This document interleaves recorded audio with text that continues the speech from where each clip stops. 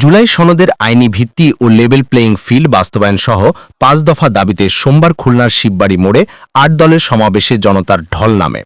সকাল থেকেই মিছিল নিয়ে খুলনা বিভাগের বিভিন্ন জেলা থেকে ৮ দলের নেতাকর্মীরা সমাবেশের স্থলে জড় হয়। ৮ দলের শীর্ষ নেতারা সমাবেশে বক্তব্য রাখেন।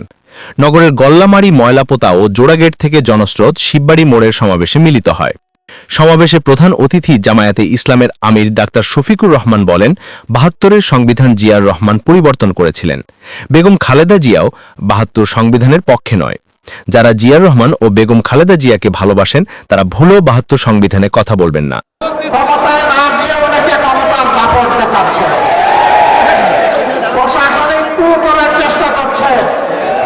আগামী নির্বাচনে চলে পরে কৌশলে কেউ কেউ আমরা শুনতে পাই বিভিন্ন জায়গায় বসে ষড়যন্ত্রের জাল বুনছেন। জনগণ ভোট দেখ না দেখ, ক্ষমতায় আমাদেরকে যেতে হবে। বন্ধুগণ, বেলা শেষ, দিনও শেষ, ওই সূর্য ডুবে গেছে। বাংলাদেশের প্রথম দুঃশাসনের পর জিয়াউর রহমান সাহেব ক্ষমতায় এসে ওই সংবিধানকে তিনি আমূল পরিবর্তন করে দিয়েছিলেন। এখন যদি কেউ ৭২-এর সংবিধানের কথা বলেন, কার্যত তিনি শহীদ প্রেসিডেন্ট জিয়াউর রহমান সাহেবের বিরুদ্ধে অবস্থান নেবেন।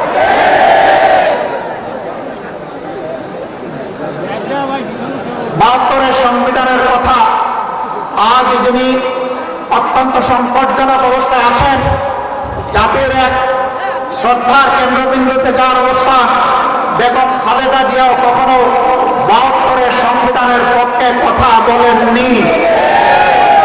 আমরা আশা করব যারা এই দুইজনকে ভালোবাসেন তারা কেউ আর ভুলেও ৭২-এর এই ফ্যাসিবাদী সংবিধানের কথা বলবেন না।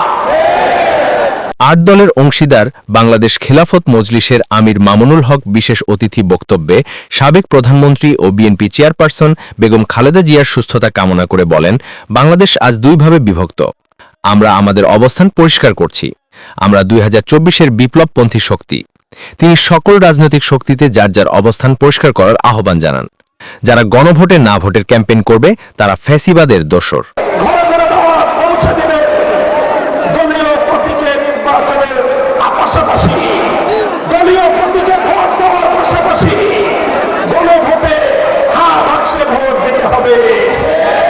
যদি কেউ এই গণভোটে না ভোটের ক্যাম্পেইন করেন, ধরে নেব আপনারা ফ্যাসিবাদের দোসর। ইনশাআল্লাহ আমরা রাজপথে আছি। লেভেল প্লেইং ফিল্ড যদি তৈরি করতে ব্যর্থ হয় সরকার, নির্বাচন নিয়ে কোনো অনিশ্চয়তা দেখা দিলে সরকারকেই তার দায় গ্রহণ করতে হবে। বাংলাদেশ আজ দুই ভাগে বিভক্ত। এক ভাগ ৭২-এর বাকশালপন্থী, আরেক ভাগ ২০২৪-এর বিপ্লবপন্থী। আমরা আমাদের অবস্থান পরিষ্কার করছি। আমরা ২০২৪-এর বিপ্লবপন্থী শক্তি। আমি সকল রাজনৈতিক পক্ষগুলোকে জাতির সামনে যার যার অবস্থান পরিষ্কার করার আহ্বান জানাই। বিভাগীয় সমাবেশে সভাপতি ইসলামী আন্দোলন বাংলাদেশের আমির সৈয়দ মোহাম্মদ রেজাউল করিম বলেন, একটি গোষ্ঠী আমাদেরকে মানুষের কাছে বিতর্ক করার জন্য বলছেন, জাতীয় নির্বাচনকে প্রশ্নবিদ্ধ করছি, পিছিয়ে নেওয়া ষড়যন্ত্র করছি। জনতা একটি দলকে ২০ নম্বর সিগন্যাল দিয়েছে, যার মাধ্যমে ক্ষমতাপ্রেমিকরা বাংলার জমিন থেকে উৎখাত হবে, থাকতে পারবে না। আমরা জাতীয় নির্বাচনের জন্য প্রস্তুত আছি। নির্বাচনের জন্য আমরা প্রস্তুত। সেই সঙ্গে ৫ দফা দাবি বাস্তবায়নে জনতা মাঠে নেমেছে। যারা নাকি ক্ষমতা প্রেমিক রয়েছেন, বারবার আমাদেরকে মানুষের কাছে বিতর্কিত করার জন্য আপনারা বলেছেন আমরা নাকি জাতীয় নির্বাচনকে প্রশ্নবিদ্ধ করছি, পিছিয়ে নেওয়ার ষড়যন্ত্র করছি। কিন্তু মাঠের দিকে চেয়ে দেখেন, আমরা জাতীয় নির্বাচনের জন্য প্রস্তুত রয়েছি। হিসাব নিকাশ আপনারা মিলিয়ে দেখেছেন, আপনাদের পায়ের নিচের মাটি সরে গেছে। পিছনে নেওয়ার জন্য আপনারাই ষড়যন্ত্র করতেছে। এই সিগন্যাল কিন্তু আমাদের কাছে এসে গেছে, কিন্তু ভালো করে জেনে রাখেন জনগণ তো আপনাদের পক্ষে মতামত রায় দেওয়ার মতো পরিবেশ নেই। আজকে বাংলাদেশের আপামর জনতা তারা আজকে রাজপথে চলে এসেছে। এর মাধ্যমে তোমাদেরকে 12 নম্বর 20 নম্বর সিগন্যাল দিচ্ছি।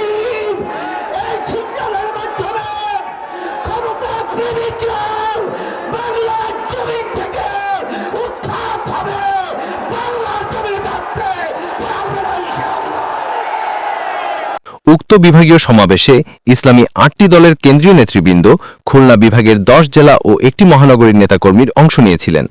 খুলনার সমাবেশ থেকে পিআর পদ্ধতিতে নির্বাচন ও গণভোট জাতীয় নির্বাচনের আগে বাস্তবায়ন সহ 5 দফা দাবি আদায় না হওয়া পর্যন্ত 8 দল আন্দোলন চালিয়ে যাওয়ার ঘোষণা দিয়েছেন নেতৃবৃন্দ। ডেস্ক রিপোর্ট, বাংলার গেজেট।